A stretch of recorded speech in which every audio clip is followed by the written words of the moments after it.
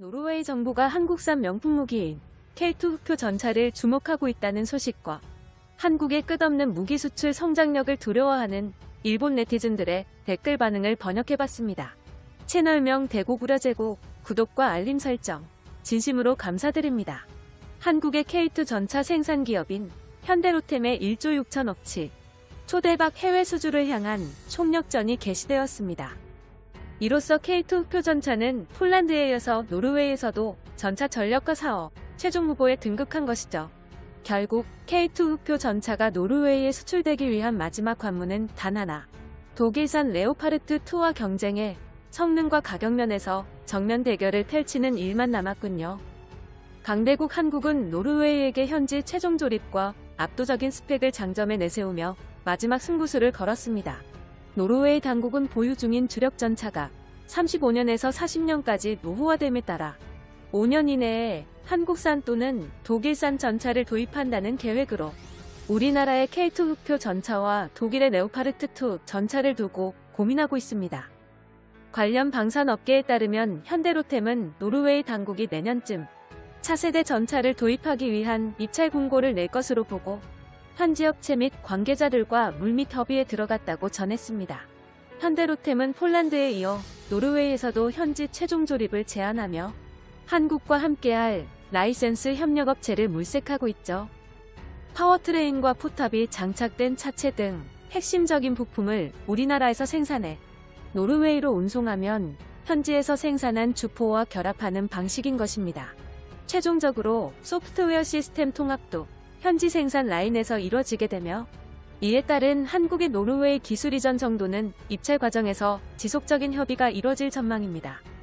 이렇듯 한국이 공격적인 마케팅 전략을 펼치는 주된 이유는 노르웨이의 전차 사업에 본격적인 입찰 공고가 나오기 전이지만 독일의 크라우스 마페이 베그만사와 펼치게 될 전차 수주전에서 압도적인 우위를 점하기 위해서입니다.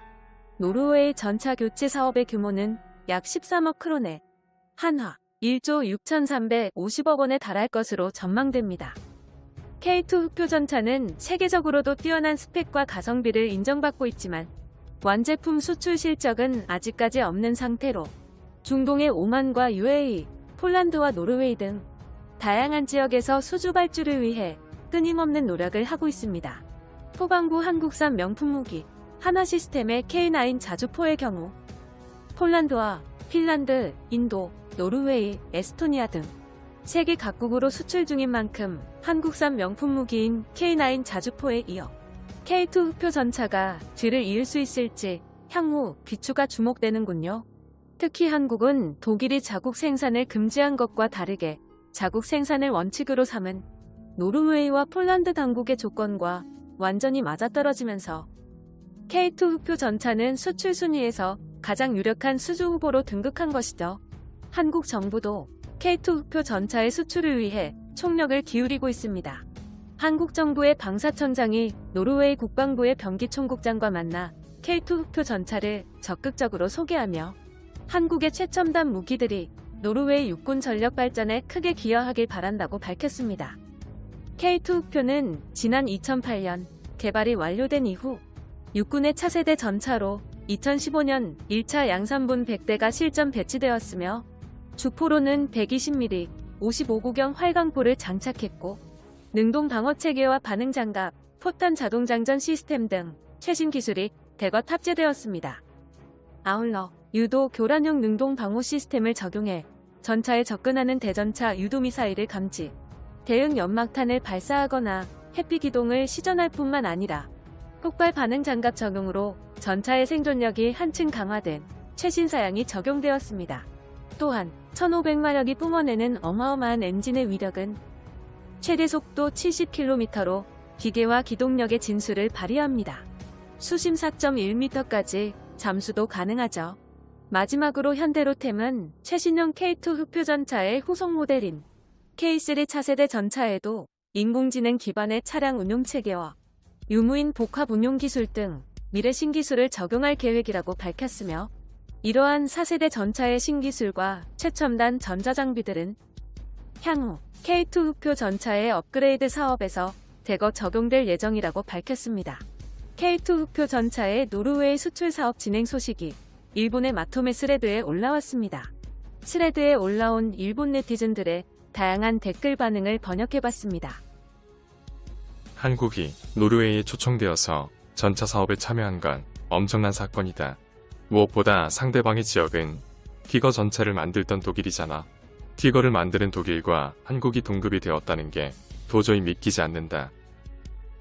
일본의 밀리터리 오타쿠들은 군사무기 판매에 주력하고 싶겠지만 일본제 무기들은 성능이 소홀하니까 해외 수출 뉴스가 없고 한국 관련 뉴스만 계속해서 올라오고 있지.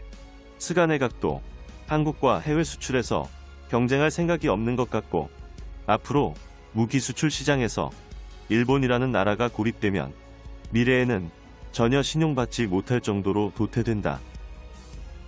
노르웨이의 무기 체계를 한국이 먼저 선점하는 건 굉장히 아쉽다고나 할까. 노르웨이 정부는 다시 한번 생각해보는 게 좋아. 가장 좋은 선택은 레오파르트 전차일지도 몰라. 전에도 폴란드가 K2 흑표 전차를 도입한다는 소문과 체코에서도 비슷한 소문이 퍼졌어. 이번에는 노르웨이에서 소문이 시작되네. K2 전차는 정말로 수입할 만한 가치 있는 전차인지 두고 보자고. 한국이나 독일의 무기는 카탈로그 스펙이 훌륭하고 날렵하며 일본의 무기는 훌륭하고 날렵해 보이지만 전혀 판매 실적이 없다는 게 중요한 차이점이구나. 일본산 무기를 구매하려는 요청은 인도네시아와 필리핀을 제외하고 아무도 없는지, 그것보다 인도네시아는 소류급 잠수함을 정말로 구매할 거야. 스가 총리가 추진하고 있는 군수산업화를 진행하자 이제 와서 한국산 전차는 성능이 낮다고 외쳐도 전차를 판매하는 데 얻는 부가가치가 높은 방식에는 변함이 없다. 군수산업, 항공우주산업은 강대국들만 가능해. 일본 방위성도 미쓰비시 중공업을 통해 무기 수출 열강, 궤도에 도착하고 싶은 욕구를 가지고 있어. 한국의 무기 수출은 지속적인 성공을 거두고 있어. 특히 중국산 무기를 능가하고 있다. 이것은 어떻게 봐도 굉장하지. 일본의 십식 전차는 3.5세대 전차 중에서 최강이라고 배웠는데 소문과는 다르게 해외 수출 요청도 없어서 굉장해 보이지 않는다. 노르웨이 사람들은 중세 일본인 랜드가 만든 중세 전차 따위 전혀 필요 없다고 외친 듯 하다. 전쟁 프로 미국은 전차 따위 별로 중요시하지 않는다. 미군은 새로운 형태의 폭격용 전폭기를 좋아해. 전차는 현대 전장에서 퇴출되는 무기다. 방위비가 충분히 있는 나라는 한국산 전차를 구매하지 않는다. 샀다고 해도 한국 측이 덤핑 플레이로 적자로 팔기 때문에 거대한 이익은 없어. 한국군 K2 흑표 전차의 노르웨이 수출 프로젝트가 가동되자 일본 네티즌들은 말 그대로 오열하는 상황이군요. 한국의 무기 수출 수준은 계속해서 성장하며 세계 최상위에 등극. 한국산 명품 무기가 전 세계에서 극찬받을 때까지